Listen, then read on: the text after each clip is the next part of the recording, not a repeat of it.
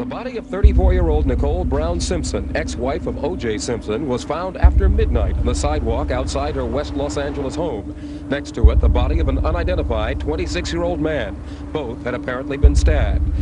The bodies of Simpson's ex-wife, Nicole Brown Simpson, and Ronald Goldman were discovered early Monday morning. Later, a police forensics team began a search of the crime scene and O.J. Simpson's home. Investigators removed several pieces of evidence from both properties. A blood-soaked glove, according to the Los Angeles Times, found at O.J. Simpson's home and believed used during the killings. A second newspaper reports the matching glove was found at the crime scene. Late this afternoon, the L.A. County Coroner's Office released partial autopsy results. They indicate that both Mrs. Simpson and Ronald Goldman died of multiple sharp force injuries and stab wounds. Police are also still awaiting the results of forensic tests on items collected at the crime scene and at O.J. Simpson's home. So June 12, 1994, that was a monumental day in L.A. history, American history. I do know that, most people are aware of the key parts of the case, the Bronco Chase and the trial and everything, but I think what interests me the most is the actual night, June 12th, 1994, and into June 13th, 1994, of the timeline and the events and what we know happened, based on phone records, based on interviews. Can say what you will about the trial and what went on at that point, and all the back and forth and all the controversy of that. But the key elements are that night and into the morning of June 13th and midday, of course, and everything within that week, I think, is pretty key. So I think that the events of the night begin at Paul Revere Middle School. I think that's where it's important to start the night, just my opinion, because we have the first piece of footage that helps timeline the case, right? We have the home video shot outside of Paul Revere Middle School where you see O.J. hugging and kissing, Lewis and Judy Brown, picking up Justin and giving him a kiss and just, talking to people. Now, Sydney had a recital that night. The recital as a whole started at 4:30. I've read that it took about 90 minutes to get to Sydney's performance. So I would guesstimate that famous home video of O.J. outside was taken probably just after 6, because O.J. did testify that they left after her performance. O.J. got to the recital just after 5, and then he realized he forgot flowers for Sydney, so he leaves the recital, goes to a local florist, returns to the recital with flowers for her. During that time, him and Nicole were not speaking. She did have a ticket for him, which she handed to Denise. Denise then handed it to O.J. O.J. did not sit with the group. He grabbed his own chair and he went and sat in the corner of the auditorium. As you can tell from the famous home video footage that was shot, Nicole wasn't there. It was her family, it was O.J.'s friends and the kids. So I would say that's roughly after 6 o'clock. Okay, we're here at Paul Revere Middle School, and everyone's seen the famous footage of O.J. and the family here during Sydney's recital. It all took place in this area here. This is it.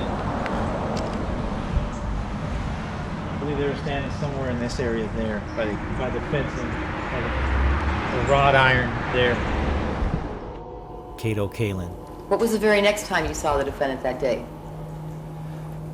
I believe it was after the recital. About what time was that? I'm guessing about 6:30, 7, around there. The exact time I don't know, but I think it's about... Around 7? Yeah, the playoff games ended. I remember that. And what playoff game was that? Houston and the Knicks. But so it was after that. It's about 6:37. Do you have a conversation with the defendant? Yes. About what? I asked how the recital was and how Sydney was, and she was great. Is that what he said? She was great? Mm-hmm. Yes? Yes, she was great. You have to say yes and no, because this lady does not have a button for mm-hmm. Okay? You should get one.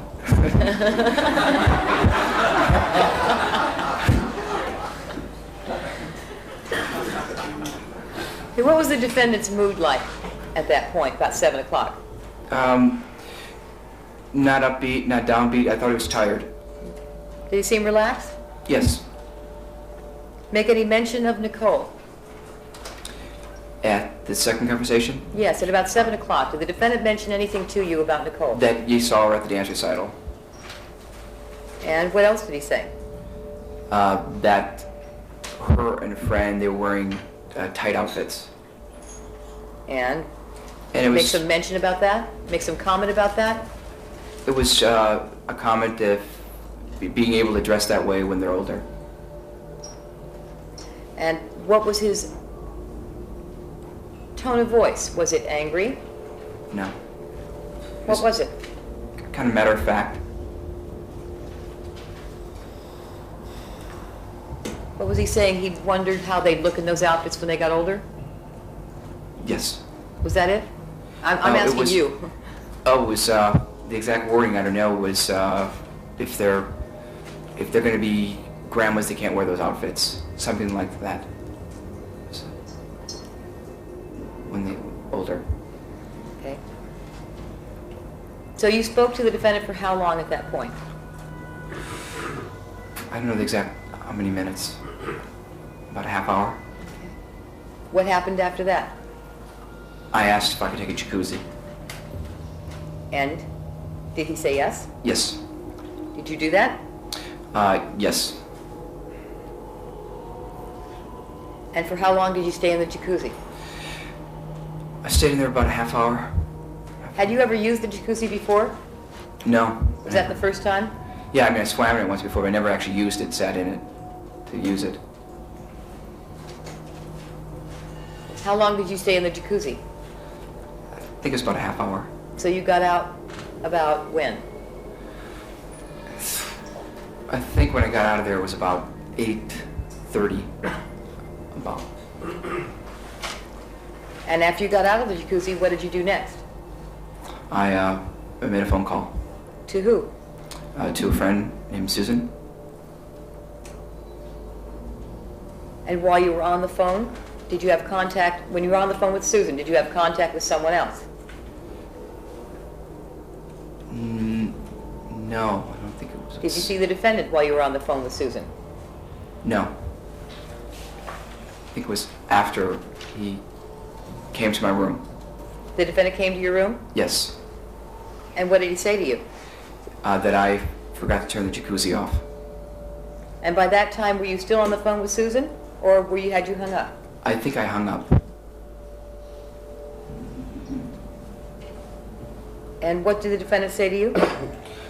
To remember to turn off the jacuzzi next time I use it. And he asked me if I was done with the jacuzzi, and I said, yes, I'm done. Sorry, I didn't turn it off.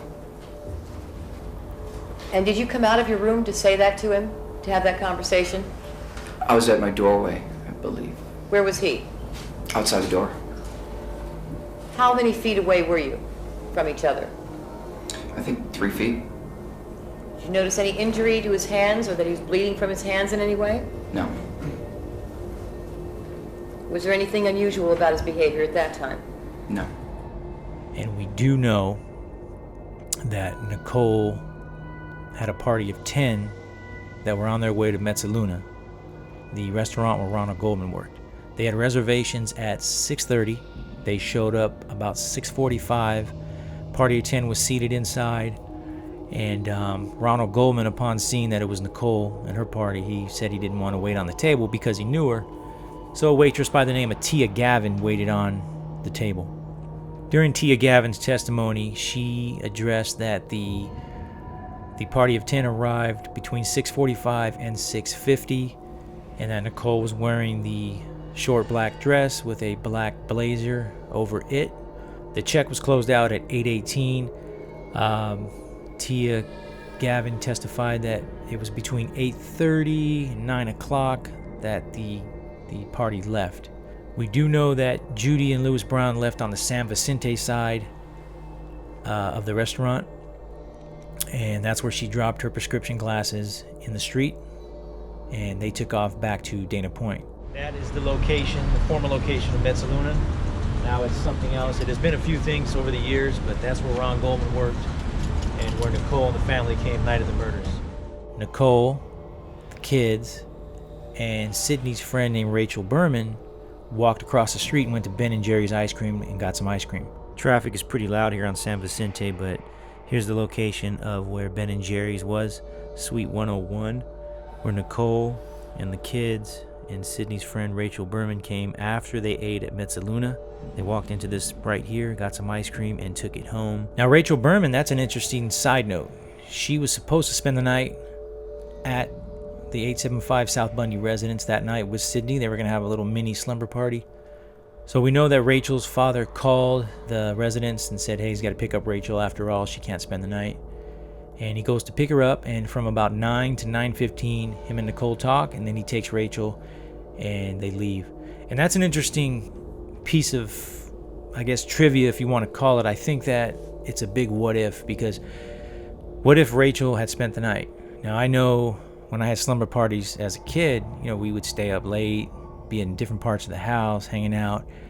So Rachel and Sydney could have potentially been awake during the murder and potentially could have seen something, or maybe even stopped it if, the assailant had seen them in the living room, or they could potentially have been in danger themselves. So at 9:37, one of the employees there at Karen Crawford receives a phone call from Judy Brown stating that she thinks she left her prescription glasses there, or she dropped them somewhere near the restaurant. So Karen Crawford tells her to hold on.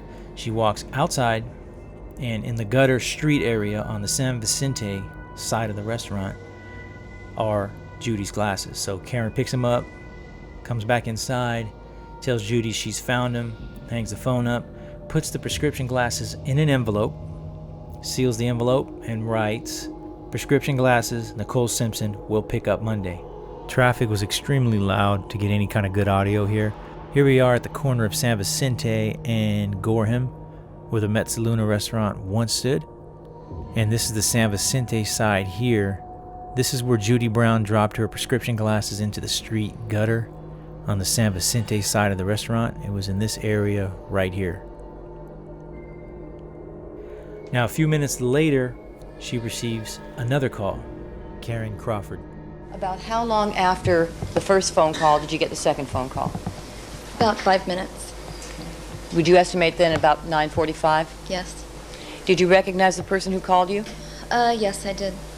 Who was that? It was Nicole. Nicole? Yes. And where were you in the restaurant when you got that call? I was standing near the bar. Both of our phones are on the bar, so I was at either one end or the other. And you had a conversation with Nicole? Yes. Was it concerning the glasses? Yes. Did she ask you to do something with respect to those glasses? She told me... Well, can you repeat that? Yeah. Did she ask you to do something with those glasses? No, she asked if she could speak to Ron, but she didn't tell me what to do with the glasses. Okay. Ron Goldman? Yes. And did you then speak to Ron Goldman? Yes. What did you do? I went over to where he was sitting and I told him that he had a phone call. Did he speak on the phone? He did, yes. Could you hear what he was saying? No, I didn't hear exactly what he was saying, no. But you could tell he was speaking? Yes. Now, when he came over to take the phone, was he still wearing his waiter's uniform? No, he wasn't. How did he look different? He had taken his vest and his tie off.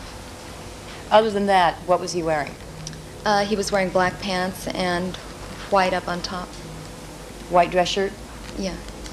So he was still wearing that much of the uniform? Yes. Now, after he spoke for a while on the phone, what did he do?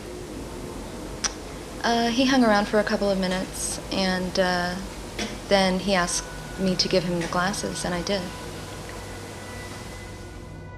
After he hung up the phone, did Ron say something to you? Yeah, he told me he was going to drop the glasses off at Nicole's. Did he tell you he was on his way to somewhere? He was on his way to meet a couple of guys from work at Baja Cantina. And do you know where Baja Cantina is? Yeah. Where is it? It's in Marina del Rey. So did you give him the envelope with the glasses? Yes. Did you see him leave the restaurant at some point? Yes, I did. Do you recall about what time it was? He left at about 10 minutes to 10. Do you recall what exit he left through? He left through the side exit that goes out onto Gorham.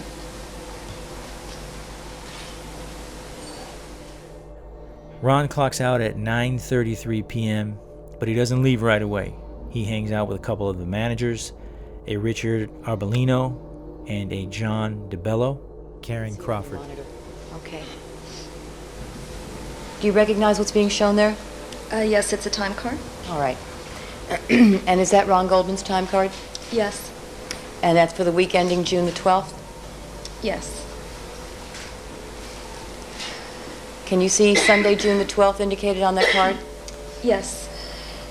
And it shows that he came in what time? He came in at 4:30. And that he clocked out at what time? He clocked out at 9:33. Then he was hanging around the restaurant for a while before he actually left when you saw him leave at about 9:50. Yes. He takes off his tie, takes his vest off, loosens up, gets a bottle of water, mineral water, and hangs out and leaves probably around 9:45 to 9:50-ish. He leaves out of the Gorham side of the restaurant and heads to his apartment, which is only just over 300 yards away. He goes home. We can presume that he changed. It was found in the autopsy that Ron had some type of salad.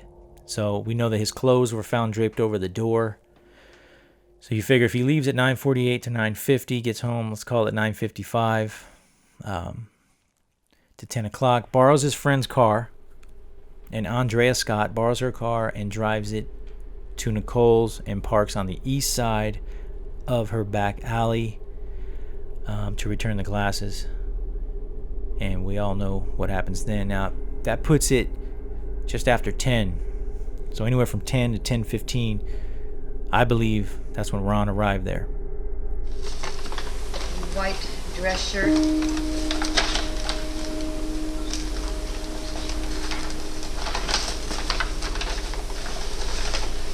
What appears to be a black pair of dress pants.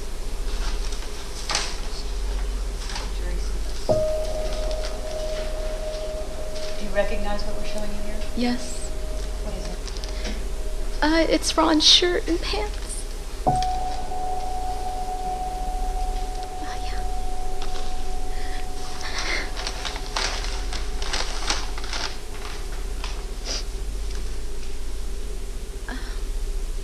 No, okay. During testimony, though, John DeBello, the manager, he thought he saw Karen Crawford pick the glasses up off the sidewalk on San Vicente, but Karen Crawford confirmed that no, it was in the gutter pavement walkway area on San Vicente is where Judy dropped him getting into her vehicle. Okay, Miss Crawford, do you recognize what's being depicted in this photograph? It's an envelope. Does it appear to be the same envelope that you placed the glasses of Mrs. Brown in on the night of June the 12th and that you gave to Ron Goldman to take to Nicole? It looks like it, yes. Thank you. I have nothing further. Now, the Ben & Jerry's was across the street from Mezzaluna. And like I said, the group walked across the street and grabbed some ice cream. And the ice cream is a key factor too. Well, potential key factor, because we know that it was found on the bottom of the banister leading to the garage from inside of the condo. The spoon was on the floor, so it had melted. So somebody left it there. So I remember the day it happened, June 12th, 1994. I was 19. And I just remember seeing the news coverage on it. And of course you get more familiar with it and your interest grows. And I remember it was growing fast back then, because even back then we would drive down to the crime scene and to OJ's. And back then it was, you know, a lot different than now. I mean, that was 26 years ago. But back then, I remember when we first went to Bundy, the walkway was accessible to a point because they had a bunch of potted plants. You know, the plants that you'd buy like at Lowe's, at Home Depot, they'd come in those black, you know, holders. They had a bunch of those crossing or filling up the walkway. so it was blocking anyone from walking on there. But you could still see through the gate. It was surreal to see. The back alley on the west side of her condo, that was accessible because that's like an in and out for everyone to pass through and park their vehicles. So we were able to go there. Another time we went, we were able to walk right up to the gate. You know, this could have been several months after, and we were able to do that. And OJ's, you know, that was a circus going over there. I've been there a few times. The case continues to draw interest from me. I don't think it's ever really going to go away. It's one of arguably the most popular, you know, double murder / murder in LA history, and arguably American history, considering who it was that was accused of this crime, O.J. Simpson. What you are looking now is a police chase of Simpson and his friend Al Kaelin. The finish to this bizarre case began with that picture you're looking at now. Roughly 18 police cars picking up Simpson's trail as he and another man, Al Kaelin, rode along a Los Angeles freeway in that white Ford Bronco that you see in the center of the screen and that you see now turning into the driveway of O.J. Simpson's home. That's when the pursuit began to end. During the hour-long journey along the city's highways, the LA highways, Simpson was said to be seen riding in the back seat, holding a gun to his head. The driver is his old friend and former teammate at USC and with the Buffalo Bills, Al Kaelin. All this capped today, in which the LA District Attorney announced that O.J. Simpson would be charged with 2 murders, and instead of surrendering as promised, Simpson fled. And his lawyer later told reporters that he feared that Simpson was suicidal.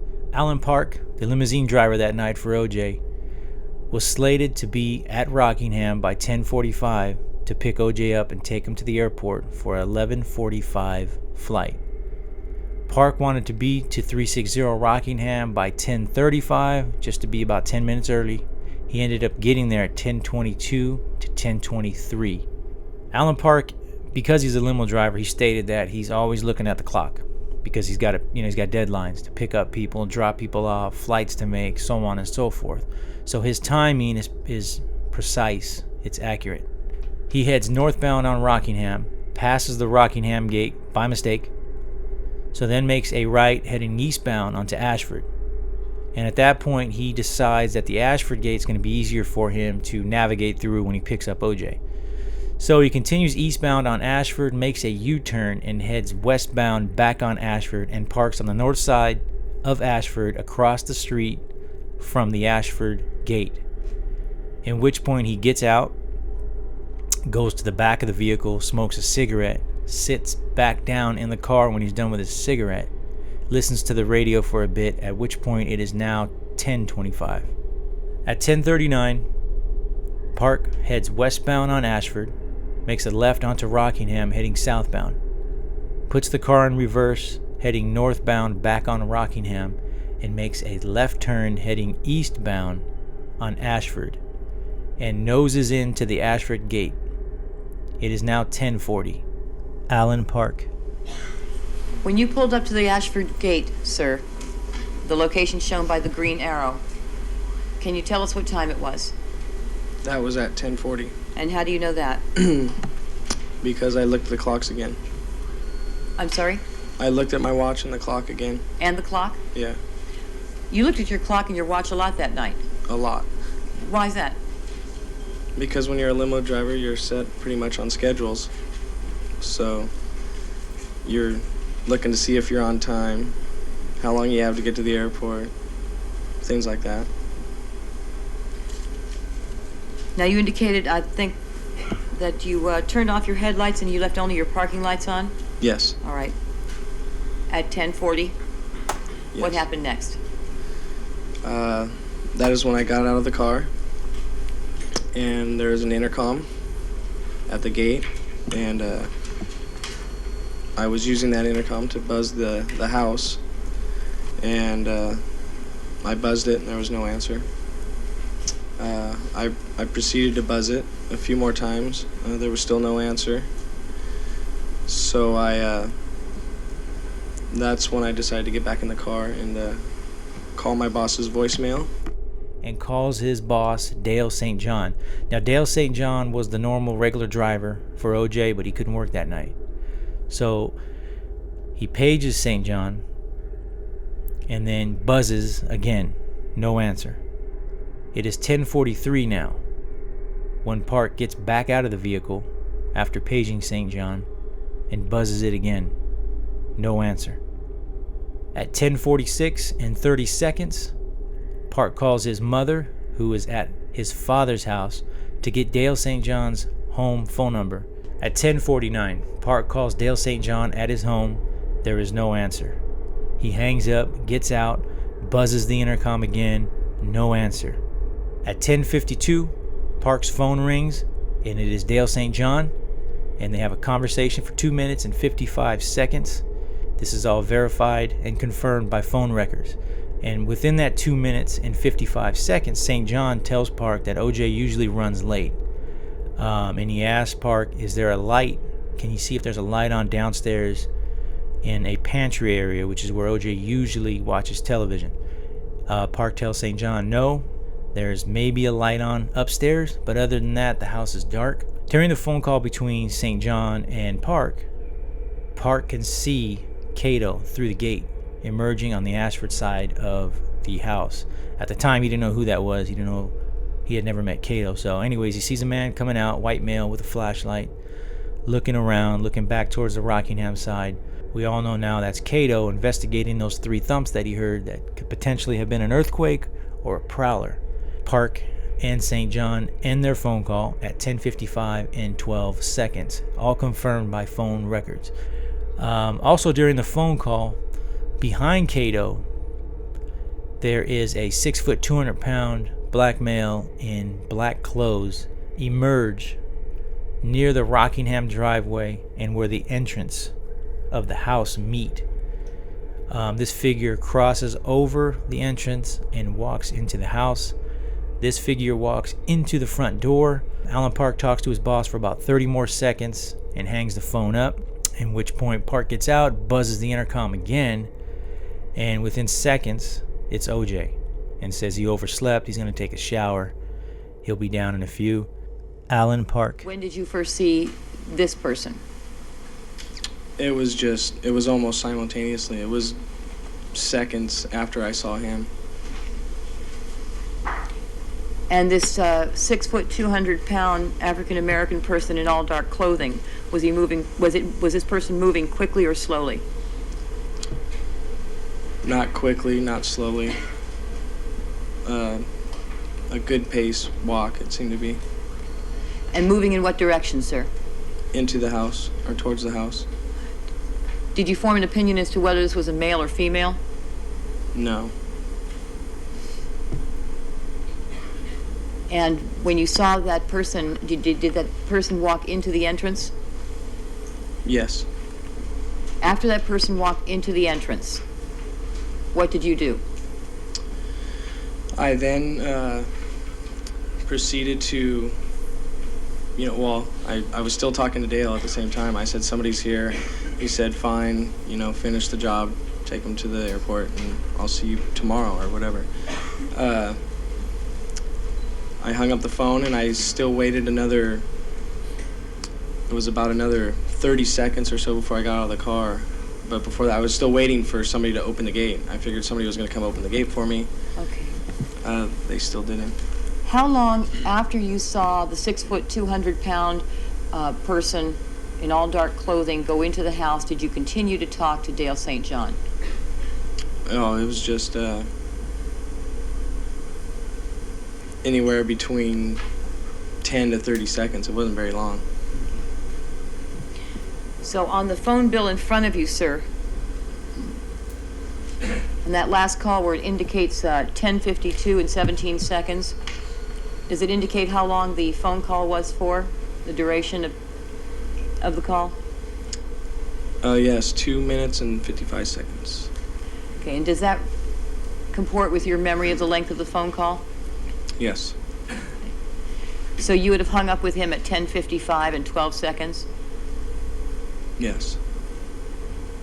And it was within the last 10 to 30 seconds of that call at 10:50, of ending that call at 10:55, that you saw this 6 foot, 200 pound person go into the entrance? Yes.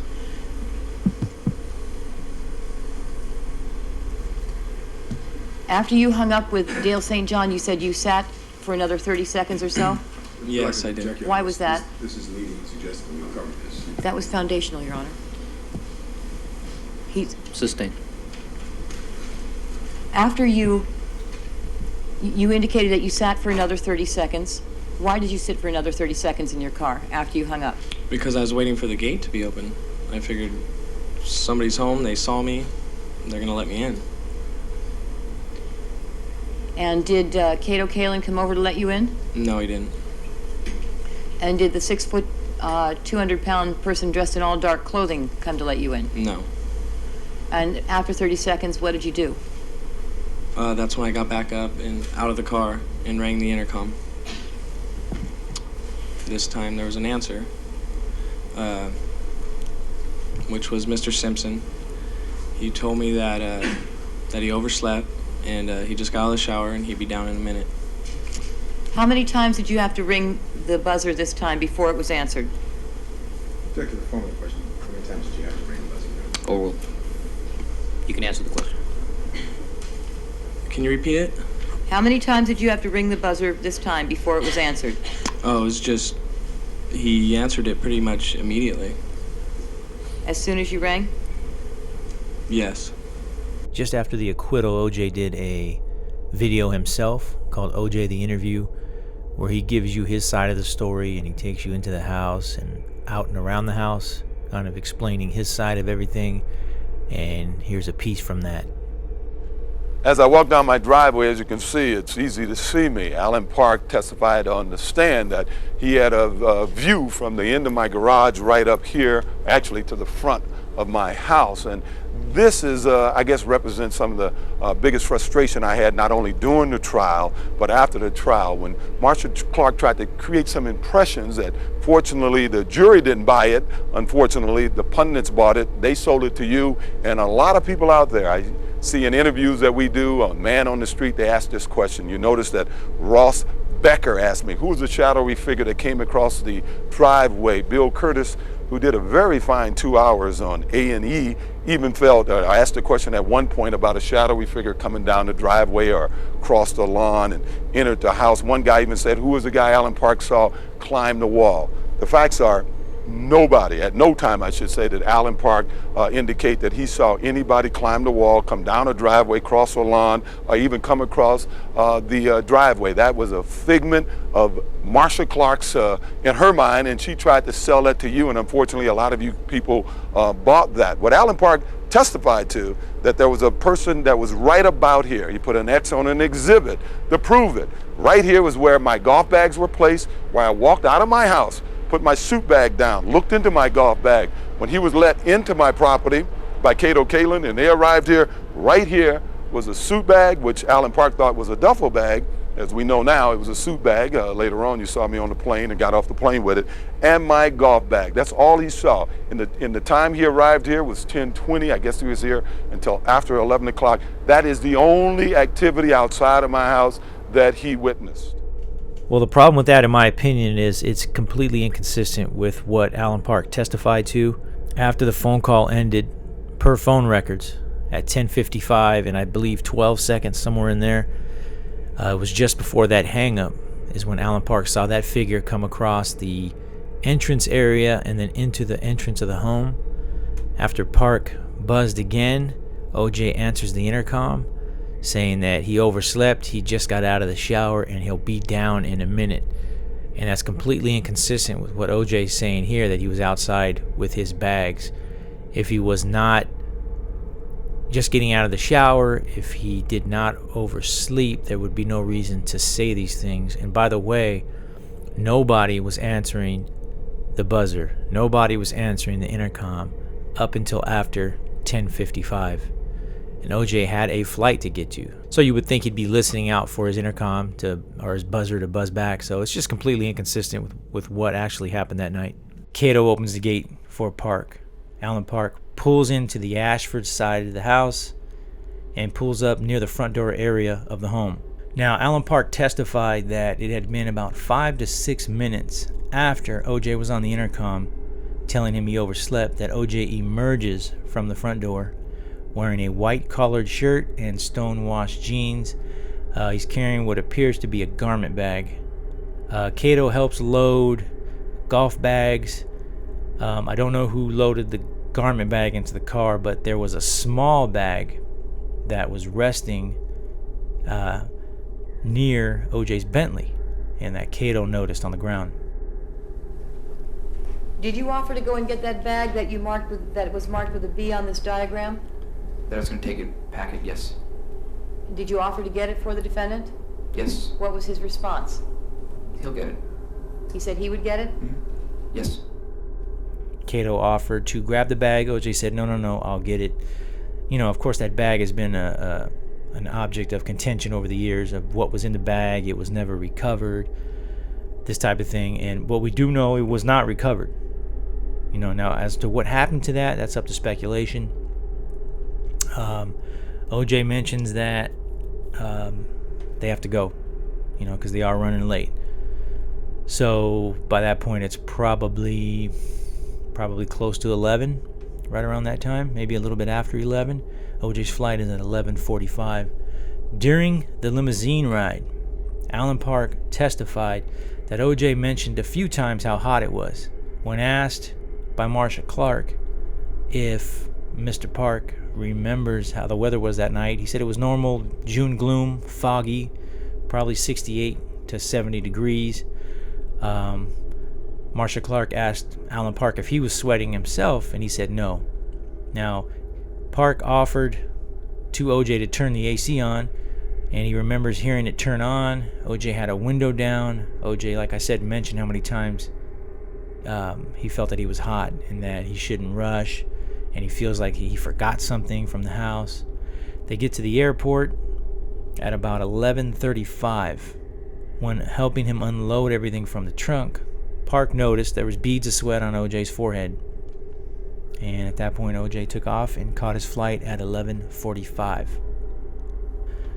And, you know, I think this is a very, very important piece of evidence here, that the testimony from Alan Park, because how precise he was with time to go along with the confirmed phone records. So it was about 10:55, we know, is when Park saw this figure near the Rockingham driveway and walking into the house. We know that Kato was out there after he heard the thumps.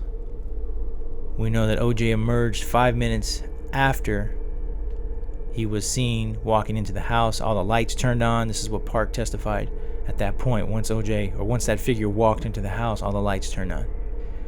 Kato testified at about 9:10 p.m. He pretty much invited himself to go to McDonald's with OJ. So here we are at the McDonald's on Santa Monica Boulevard, where OJ and Kato came the night of the murders. About 9:15, something like that. They come down here in the Bentley, and they are in this very drive-through. Now, the building has been renovated. There are some changes to the facade, but more or less, this is the drive-through right here. After you gave the defendant a $20 bill, what did you next do? Oh, well, I asked if I could go to McDonald's with him. And he said? Yes. What did you do? I went to McDonald's with him. Okay, did you leave? Yes, we left. Okay, did you walk through the main house to do that? Yes, we did. And what, did you get into a car with him? Yes. What car did you get into? Miss Rolls Royce. Who drove? OJ. The defendant? Yes. I think that messed up OJ's plan a little bit of whatever he was going to do. It might not have been murder. It might be just to go down there and down to Bundy and maybe spy on Nicole or something along those lines. But I think when Kato invited himself, OJ kind of had to say, all right, come on. So Kato goes to the McDonald's with OJ on Santa Monica Boulevard. They go in the Bentley, and they arrive at the McDonald's at approximately 9:22. They hit the drive-thru. Now, Kato specifically remembers that at the intersection of 26th and San Vicente, it was between 9:15 and 9:18. Kato remembers that because they were talking about flight times, and he glanced down at the clock. It wasn't a digital clock, it was an analog clock, but he does remember Specifically, that was the time. So, anyways, they get to McDonald's at 9:22. They order, and on the way back, OJ eats. Kato does not. Kato just, waits. He wanted to wait till he got home. So they get back to Rockingham, approximately 9:36 to 9:38, somewhere in there. 9:40, I've even heard. They pull into the Rockingham side. OJ parks. Kato gets out, and he said that he thought about, going in there to hang with OJ, but he didn't want to invite himself again, so he just grabbed his food, was headed towards his bungalow. He said when he turned back around towards the driveway that OJ was still standing at the driver's side door of the Bentley. So Kato gets back to his room. He makes a phone call to a friend of his named Paul, who he hung up on earlier and said he'd call him back. So he made that good, called Paul back, ate his food. He was messing with a typewriter that he wanted to get working that OJ gave him, and he couldn't get it working. At 10:10, he calls a friend of his named Rachel Ferrara. Rachel had known Kato, I think, for probably 5 months, 6 months, and she had been over to the house before. She had spent the night at the house before. Anyways, they started a phone call at 10:10. During that phone call, probably about 30 minutes in, 35 minutes in, Kato heard the Three Thumps, the famous Three Thumps that he heard. Now, he had behind him, on the outside of the wall, his wall, was the air conditioning unit. So Kato heard what he thought was Three Thumps. So he asked Rachel, hey, did we just have an earthquake? And she said no. So he gets off the phone with her and goes outside to look around. And at that point, Kato was pretty scared. Thought maybe it was a prowler outside or something. So after hearing the thumps, talking to Rachel about it, Kato hangs up with her and eventually makes his way outside, looking in the backyard, the walkway, because he said a picture had shook. So he comes around the back side of the house towards the Ashford walkway and is kind of slowly looking around, being cautious. He said he was scared, and that is the time that Alan Park sees him while Alan Park is on the phone with his boss, Kato Kaelin. So I made another phone call. Who did you call? My friend Rachel. And what time was it when you called her? I called her at about 10:10, around there.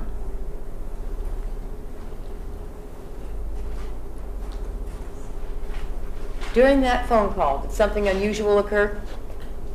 Yeah, I heard a noise. Now, how long had you been talking to your friend Rachel when you heard that noise? It was probably a half hour into the conversation. Okay, so about 10:40 or so you heard a noise? It's about that time. Can you describe for us the noise you heard, Mr. Kaelin? It was, in my room, it has this wall and it's like that. For the record, the witness thumped on the witness stand with his fist. And you hit the witness stand like 3 times or so. Was that 3 noises that you heard? I believe it was 3 noises. It was thumping. It sounded like 3 thumps. Yes. And where did the thumps seem to come from? Right behind the bedroom wall, where my bed would be. You said you have an air conditioning unit in the hole in the wall? Yes. Was it in the same wall that the air conditioning unit was in? Yes. Was it near the air conditioning unit that the thumps seemed to come from? Yes.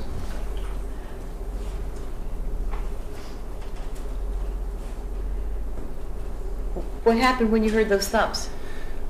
Well, I was on the phone and I asked Rachel, I said, I think we had an earthquake. Do we have an earthquake? And no, she'd said, and I noticed my picture would move, so I started thinking that maybe there was a person back there. And then I have this little flashlight, and I was going to investigate. So there was a picture on that wall also. Is that yes? Yes, there was a picture. And that moved when you heard the noises? Yeah. Almost moved off the wall. He comes around. He doesn't open the gate right away for Alan. He figures that someone inside will open it. That really wasn't his thing to open the gates. He just lived there. But he eventually does open the gate up, and Park pulls in And they have some small talk about, hey, was there an earthquake? And Park said, no, I don't think so. I didn't feel one. And then at that point, that's when OJ emerges in the white collared shirt with the stonewashed jeans, and they load the bags in and get in the limo and take off. Which we've heard a lot about.